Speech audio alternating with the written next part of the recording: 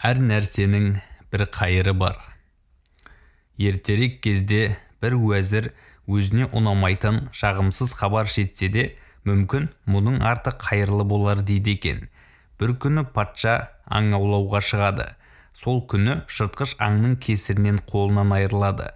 Патша қатты қайғырады. Жан-жақтан адамдар ағыла келіп, бақытсыздығына басу айтып жұбатып жатқанда, тек бір уәзірі ғана бәз баяғы қалпында патшаға белгілі сөзін айтып, «Уа, патшам, қайғырма, мүмкін мұның арты қайырлы болар» дейді.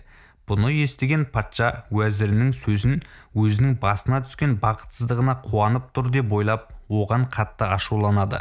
Оны түрмеге қамауға бұйрық береді. Алайда бұл жазада уәзірдің иманына зәредей де әсерін тигізбей, ол түрмеге бара жатса да, мүмкін мұның арты қайырлы болар дейді. Сонда патша бұрынғыдан бетер ашуланып, бұл мені кекетіп мазақ етті деп ойлайды.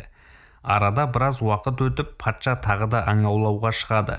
Олар қарақшыға тап болады. Қарақшылар бұлардың аттарын, қару-жарақтарын тартып алып, өздерін құл базарға сатпақшы болады.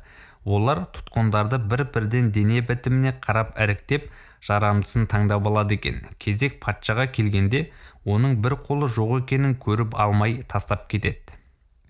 Кейін патша сапардан аман-есен еліне оралған соң, болған іс жөнінде ойланып, қолынан айырылған кездегі уәзірінің мүмкін мұның арты қайырлы болар деген даналы сөзін ой елегіне өткізіп, қолы жоқ болғандықтан құлдықтан аман қалғанын түсінеді. Сосын түрмеде жатқан уәзірінің ақиқат жолында екендігіне, қолының шолақтығын жақсылыққа балаған терең ойына, тағдырға сенгеніне, патшаның түскен бақытсыздығына қуанбағанына және уәзірінің түрмеге кетіп бара жатып, мүмкін мұның арты қайырлы болар деген сөзі сол кездегі патшаның ойы бойынша кекетіп мазақ ету емес, керісінше Алланың жазған тағдырына иман келтіру екеніне, ал уәзірдің түрмеде болуы шынында да қайырлы екендігіне көзі жетеді. Ал уәзір түрмеде болмағанда, ол да патшамен бірге ілесіп, өзге тұтқындар секілді бірге құл базарында сатылар еді.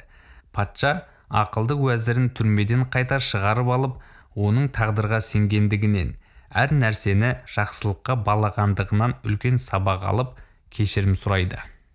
Мәліметтер islam.kz сайтынан алынды. Дыбыстаған Аспандияр Нұрмұхаммед.